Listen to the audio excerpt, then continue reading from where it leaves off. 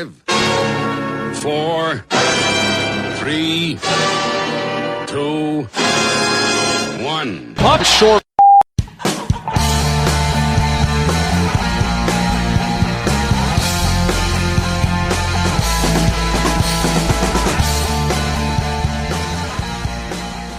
Hello everyone and welcome to a brand new episode of the Puck short. It is Wednesday the 30th of March 2016 and I'm your host Rob McGregor. Kate Cimini of today's Slapshot joins me on this week's show to talk about the NWHL's first season, the Women's World Championship and the St. Louis Blues' chances this postseason. So without further ado, let's get the show underway. Joining me now on the One Puck Short podcast, writer for today's Slapshot, please welcome to the show, Kate Cimini. How are you, Kate? I'm great. Thanks so much for having me on, Rob. I'm really excited. Yeah, great. Thanks for coming on. Great opportunity to talk about the women's side of the game, which I haven't really had an opportunity to do much this season. And for the first year of the NWHL, which we'll touch on in a moment. But the Women's World Championships are underway right now in Kamloops. And it's been a pretty decent start, I think. The Czechs upset the Swiss yesterday, which was a surprise. And the Finns pushed Team USA pretty close. It's been a pretty exciting start to the championship so far. Oh, it's been pretty vigorous. I have to admit, I've really only been following along with Team USA because that's who I'm covering right now. But they've in particular had a really interesting start because each of their games has started off kind of what's the word? Bedraggled, exhausted. They start off real slow, and then somewhere at the end of the first, beginning of the second, they kind of find another gear. Yeah. As I mentioned, the Finns pushed them pretty close, but I guess the favourites would still be Team USA or Canada, right? I mean, it's pretty much still. I don't mean to demean everybody else because it's not fair the progress that a lot of teams have made, but they're still the benchmark for these World Championships. Well, I don't think we're demeaning anybody when, you make an accurate and fair assessment of their skills. I'm not going around bad-mouthing them. But nobody else is close to where Team USA and Team Canada are. Everybody, there's definitely like Finland. Finland has an amazing goaltender in Miri Räisänen. And she might be of Team USA or Team Canada caliber. Yeah. But I would probably say she'd be the third goaltender for them if that's the case. But she is first goaltender on Finland. But she's the reason why that game actually turned into a game. Otherwise, it was going to be a drubbing by Team USA because Finland just really didn't have the puck possession they needed. Yeah. So, they're making strides, and that's really important because we want to see women's hockey get more competitive at the Olympic level as opposed to, like everybody just kind of holding their breath and waiting for the gold medal game, which is going to be Canada and US. Yeah, I mean, just to slightly deviate off a tangent is one frustration I have that the powers that be over here in Great Britain don't put more into the British women's team because... Outside of obviously the US and Canada we mentioned, you've got kind of like the next tier of the Swiss, Russians, Swedes and Finns and Japan as well who've got a pretty decent team. But, there's opportunities just to interject real fast, I'll let you keep going. Something that might really interest you is I understand that there's a couple of players from Great Britain who registered for the NWHL free agency period this offseason. Yeah, I had heard that. I haven't seen any names. Somebody mentioned it in passing, and I didn't pick up on it enough. I didn't see any names, but we don't have any names yet. I'll let you know. Okay, that might be why they didn't say anything then. Okay, there's who was it? It was Angela. I want to say Angela Taylor, who played National League Division 2, men's league over here, and then she played in Switzerland for at least 1 year, maybe more. And she was like the top scorer for her team in the National League that year.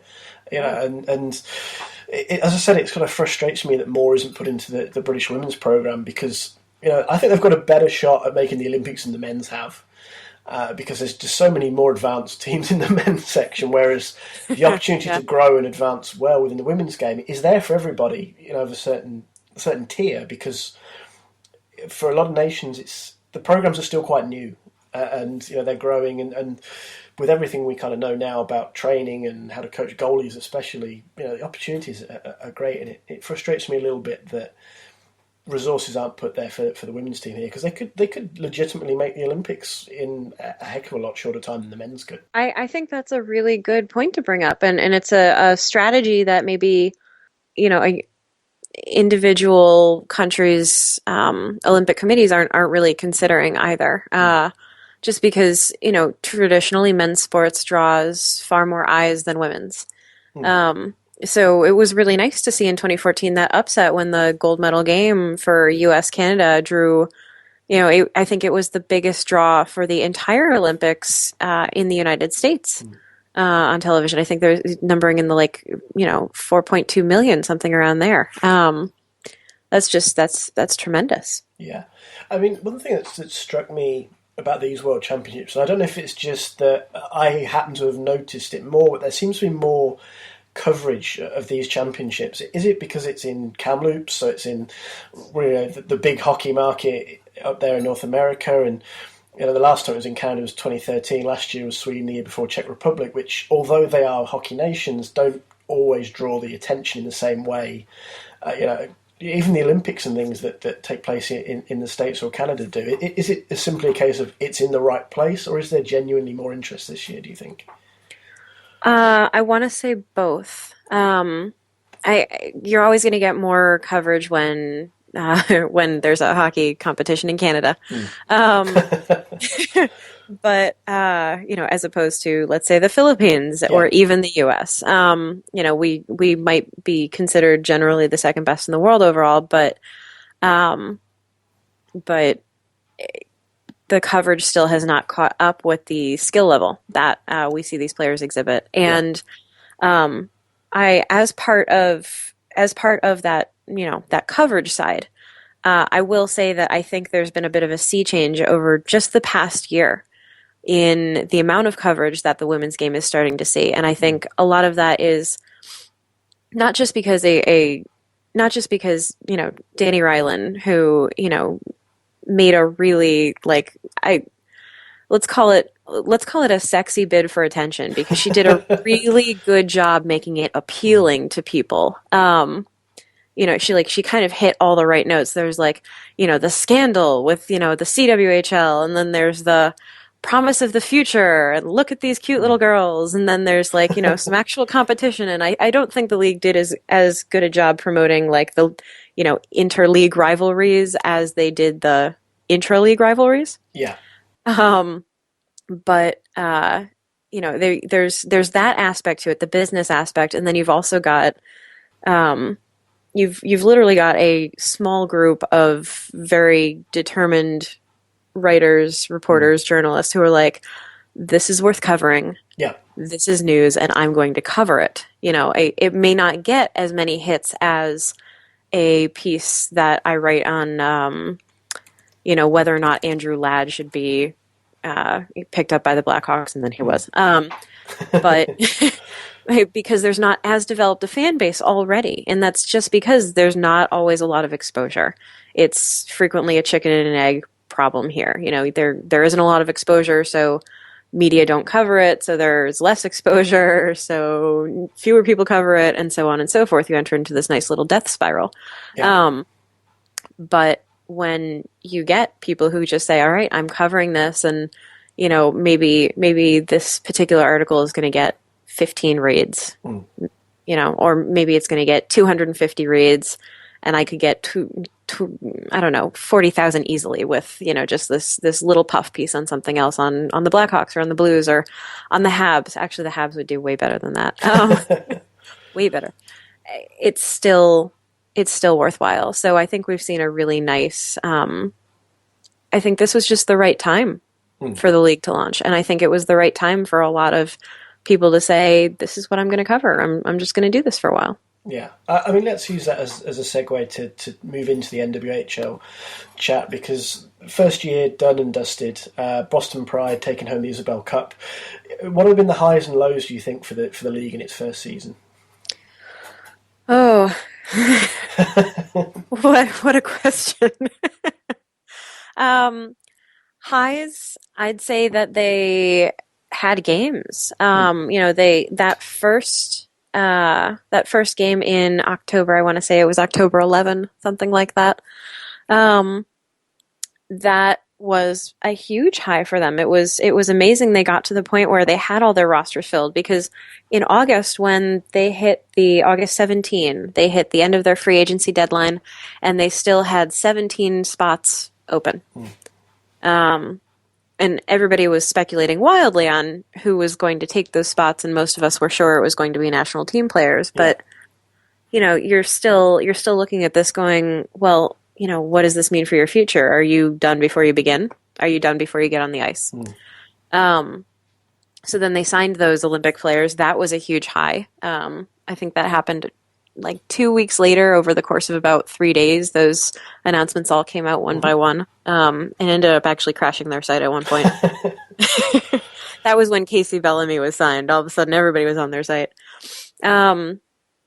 And, to get to that first game, that was an amazing point for them.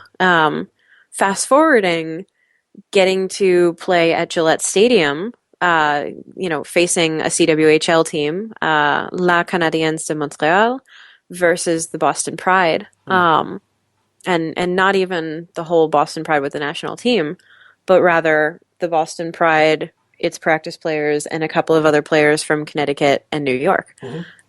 Because their national team players had a commitment to an Olympic camp that they couldn't get out of. That wasn't part of the discussion, I believe. So, you go from, in August, not even having all your players signed at your deadline, to playing on an NHL arena, on NHL ice, on December 31st. That's another huge high, and that, of course, also actually showcased an enormous low for them, which thankfully has turned into a positive. But when Dana Lang fell on the ice and crashed into the boards, and suffered that spinal injury, that was a horrific injury. Yeah, for sure. And really not much was out about it at first. But since that, the hockey community, from the NHL to the NCAAs to pretty much, to the CWHL to the NWHL, everybody really stepped forward for Dana Lang, which I think is a really kind of amazing thing to witness, because so much of the NWHL season was characterized in the first half by its very nasty split from the CWHL. Which, both sides, it happened. I have a lot of feelings about that in particular. I actually think that the publicity did both those leagues a lot of good. It put the CWHL on the map in a way that it really hadn't been before. It gave the CWHL the opportunity to take that publicity and spin it a bit more. And it certainly helped the NWHL by pricking up the ears of more journalists who wanted to cover them, more reporters who wanted to do a 30-second piece on them for the evening news, that kind of thing. It was very, very interesting. Podcasters, bloggers, everybody was looking at this and going, oh, this is really fascinating. And so when Dana Lang was injured, kind of the turnabout in, we may not agree with everything you're doing, but we still support your players, we support your women, we support, we support your ideas. Yeah. That was great to see. And it was really nice. So much money was raised for Dana Lang. The Boston Bruins committed, I think, a minimum of $200,000. I think it might have been, was it Kia or Nissan? I think it might have been Nissan that committed to outfitting a car for her needs for transportation, that kind of thing. It was very cool to see. And then, fast forward once again, you get to the finals, you get to the postseason, and the preliminary round saw the Connecticut Whale, which was the favorite to go to the Isabel Cup and play against the Boston Pride. You saw them lose to the Buffalo Beauts in what was really kind of a really fascinating Cinderella story. Because the Beauts the Buttes were written off pretty much as soon as November hit. Yeah. You know, I don't know if you followed, but they couldn't get it together. They didn't for one thing, they were missing 6 players up until November, which really put them behind just in terms of points, but it also put them behind in terms of energy resources. Yeah. They were tired because they had a short bench for the first month and a half of the season. So, you know, then the Buttes went to the Isabel finals with the Boston Pride, and unfortunately were trounced in 2 games. But it was really interesting to see. And that led to what I'm not sure I'd call a high or a low, but an expansion teaser by the NWHL, which placed 2 possible expansion franchises in Montreal and Toronto, which, if listeners are unaware, that's where the Canadian Women's Hockey League has 3 different franchises already. Yeah. So yeah, highs and lows. There were some of both. For sure. I mean, one of the things I wanted to ask you about was, well, not only the expansion, but also the relationship with the CWHL after this first season, because as you kind of touched on there, it was acrimonious, shall we say, at times. And that's a good word. Yeah, certainly leading up to the outdoor game, there was a degree of he said, she said, he said type thing going on as well, and it all came together and was a great event in the end. But that sort of undercurrent bubbled for quite a long time. Moving forward, do you see the 2 leagues being able to work more coherently together, even in a rival capacity, just on a more even sort of, working relationship, so to speak, or does this teased expansion perhaps threaten that ability to work together? I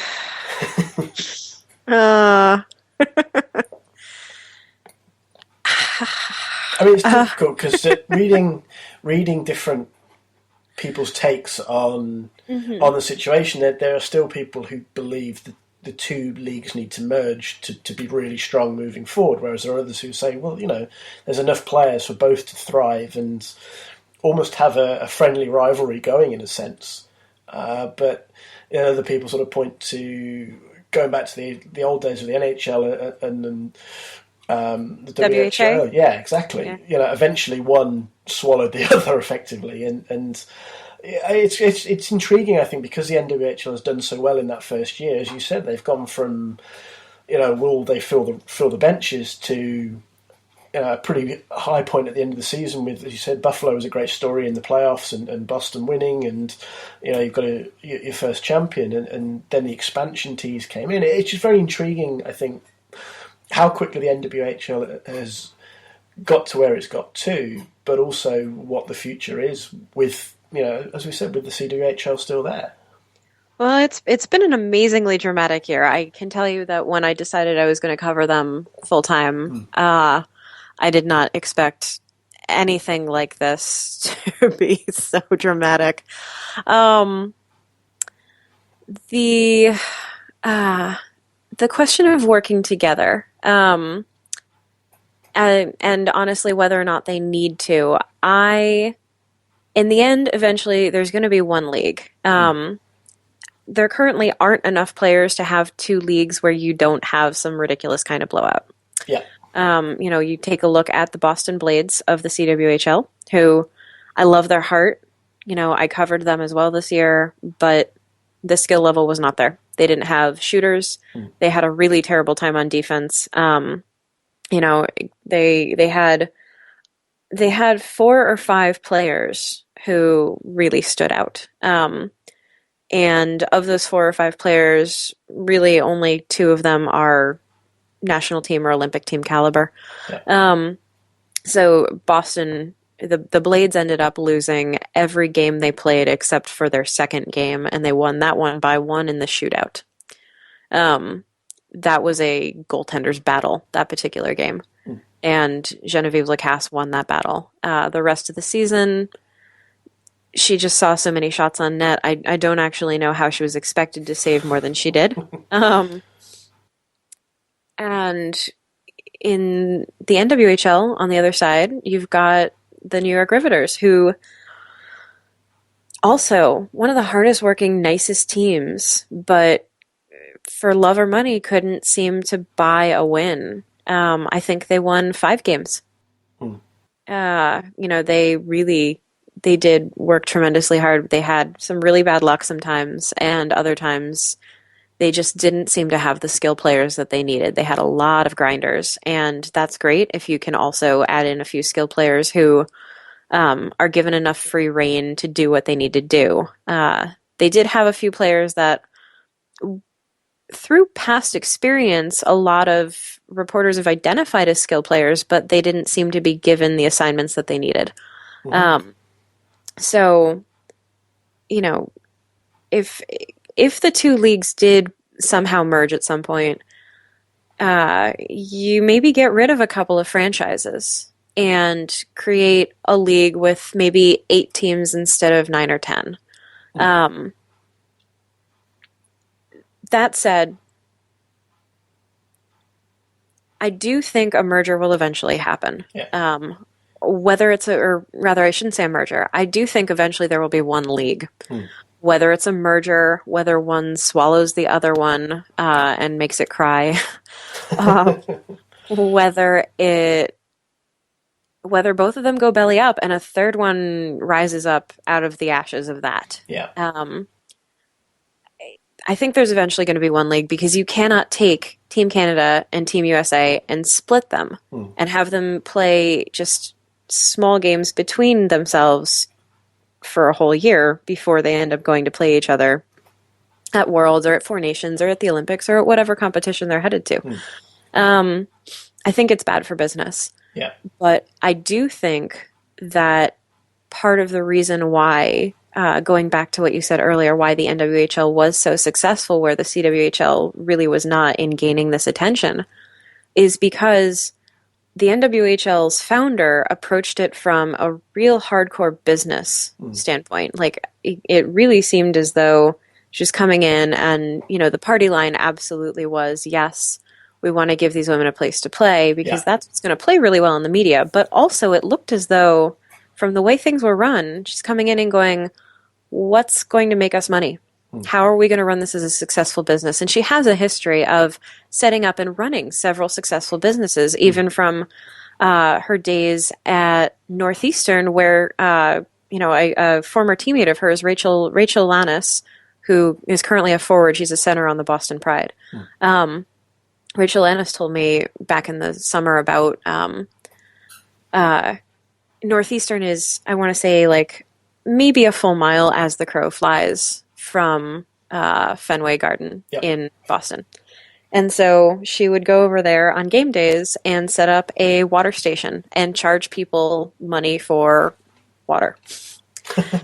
And like that's hard work and that's really ingenious. And apparently she made, a tiny little bundle from that, which is fabulous. She started a coffee shop in Brooklyn, which I believe her brother runs right now. Which is also doing well. Looking at her track record, this seems to be another project where she comes in and says, how do we make this a successful business? Yeah. And the CWHL came in 8 years ago and said, how do we make a place for players to play? Yeah. And so I think there are two very different approaches to this, and I think that's fine. Whichever one wins out is going to be a more successful model. It doesn't mean the other one isn't successful in its own right. Yeah. It just means that maybe it's not appealing to a broad enough audience, or maybe it's not doing so well financially. And, at this point, it's pretty much anybody's guess which one is going to survive. If both of them even do. But I think that both of them have taken a really, a great approach to women's sports. I think it's important to look at it as a business. And I think it's also important to look at it as a community organization, as something that you've decided to set up to help people. Yeah. Yeah. And then one thing that struck me certainly earlier in the season, back into the summer, is Danny Ryland, she was everywhere. She was out there trying to promote the NWHL. And I guess that comes back to what you've just said about the way she approached the setup, and that probably does come back to it. It's promotion. It's letting people know you're there and what you're doing and what you want to do, and it's almost like a sales pitch. Yeah, yeah, and I think she does a great one. Yeah, oh, for sure, absolutely. And I mean, one thing that caught my eye in the summer as well, and again, it's all part of how things have moved both this year and moving forward, is that there were some women's players, Noura Rati being one of the prime examples, who adopted a sort of wait and see attitude to see where the NWHL was going to go, where the two leagues were going to go as either rivals or together. And we also saw that that Team Canada encouraged its members to do that wait and see, to make sure that they were going to get high quality competition. Yeah, for sure. Which makes perfect sense. Yeah, for sure. And then kind of in the, I guess I call it in the pipeline for lack of a better term, you've got the NCAA. Amanda Kessel's one of the biggest names. Obviously, she's had concussion issues over the last couple of years, but she came back recently. And these are sort of, they're big names within the sport.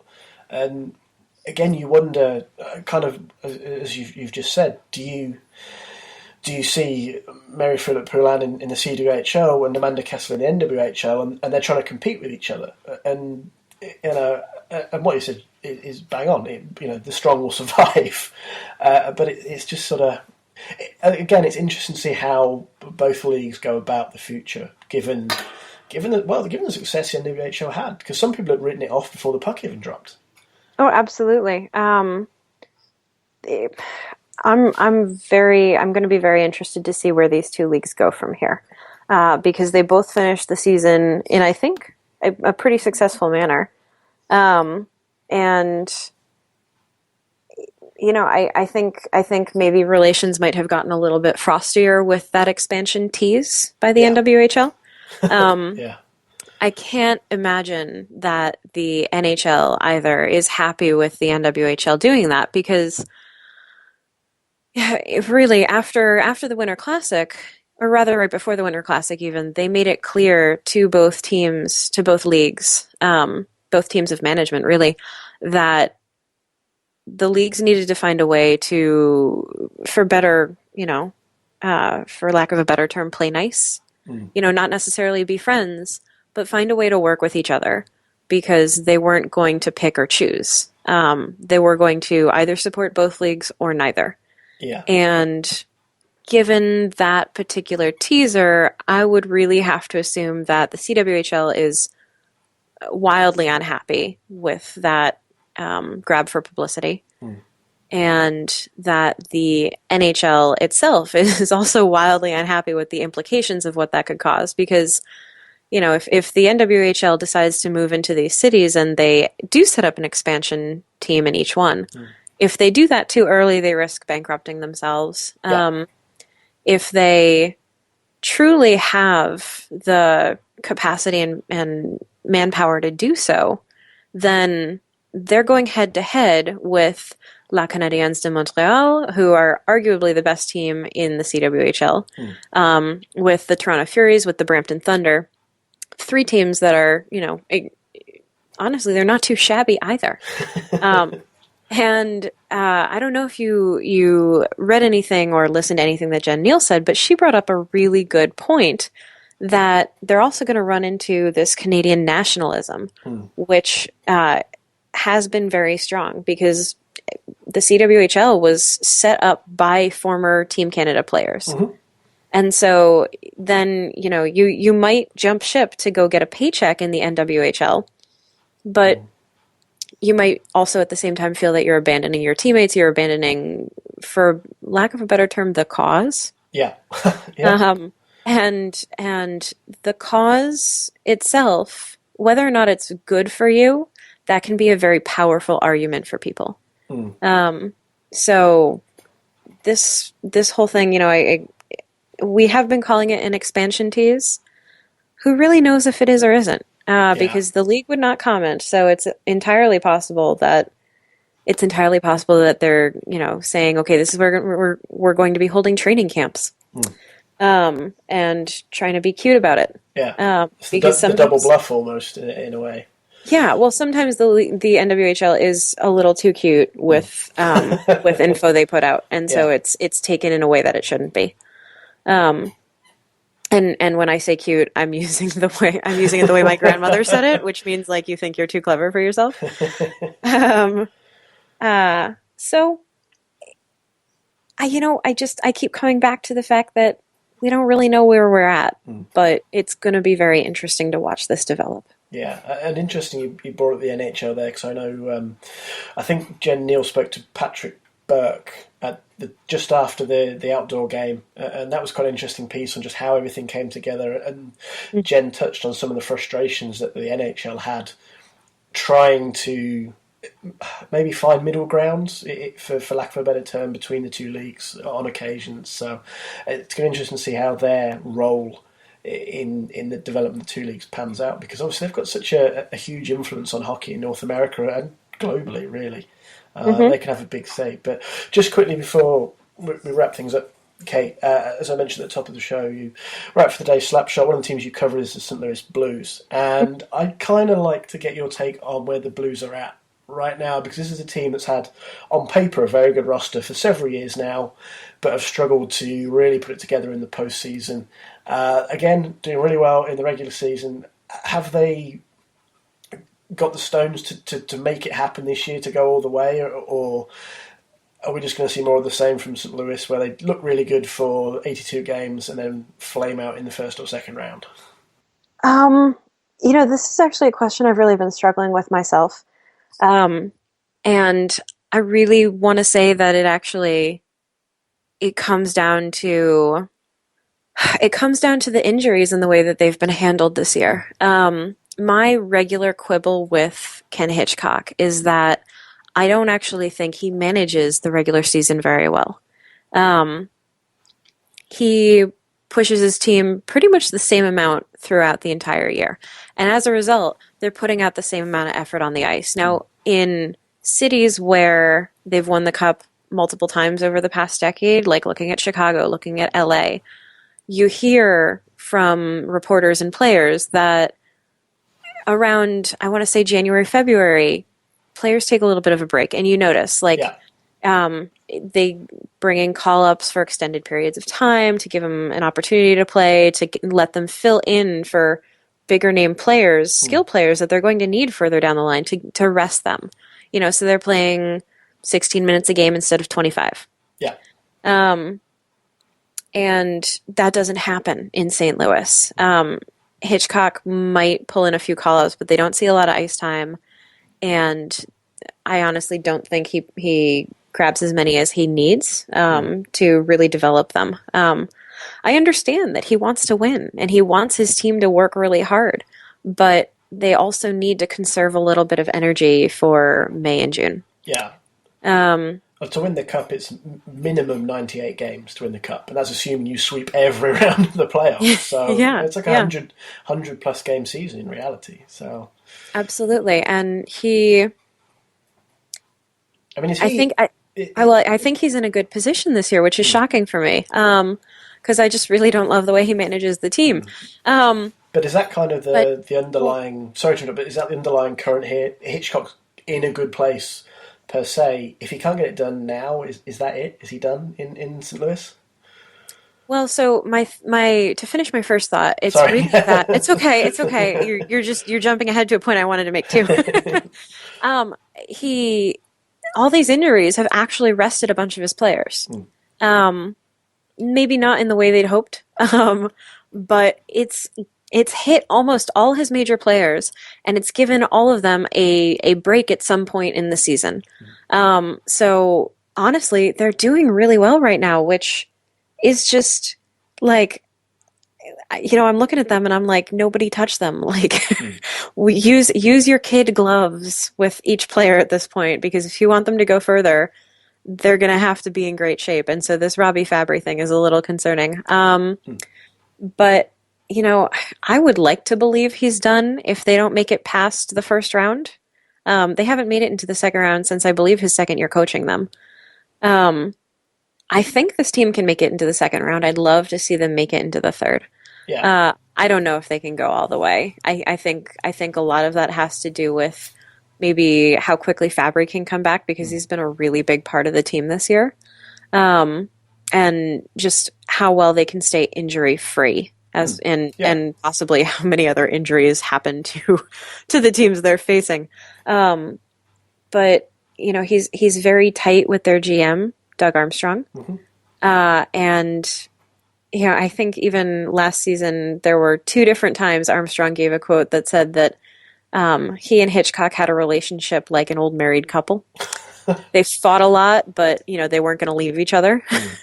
So I don't know if he's. I think Hitchcock is kind of done when he says he's done, and as much as I would not like that, I'm not part of that management decision.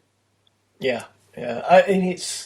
I've mentioned it a couple of times this season that it kind of feels to me, in a way, I mean, this year may change all that, so it's just a sort of a feeling based on what we've seen, that Hitchcock's maybe the guy who's laid the table and someone else needs to dine out on it. And I kind of feel that way about Jack Capuano as well with the Islanders in New York. And we saw it a few years ago in Pittsburgh. Michel Therrien took the Penguins to the final. They lost to the Wings. He was fired partway through the next season. Dan Balsma comes in, hey-ho, Stanley Cup. And I kind of wonder if that's where the Blues are at. I mean, and their window's not...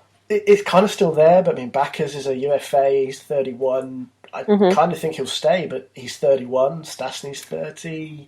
Steen's 32. Yeah, Bouwmeester's 32. Obviously, Bouwmeester's out at the moment. Gunnarsson's 29. And, I mean, Jake Allen looks like the goalie of the future for me. So the Elliott side of things is long-term maybe not relevant, but short-term, are they going with Elliott? I thought it was Allen's year until he got injured. And there's still kind of that weird sword of Damocles hanging over whoever is the Blues number 1 at a given time, because although a lot of people have said they think Marty Brodura's calmed things down when it comes to chopping and changing, Hitchcock's still kind of got an itchy trigger finger when it comes to changing his starter. That's true. That's true. It's all these things like that just make you wonder if he's got the Blues as far as he can get them, and he's got them to a really good place, but somebody else just needs to come in and help them take that extra step. And I think it's got to be conference finals for this team if he's to survive. I mean, as you said, the relationship with Armstrong is pretty tight, but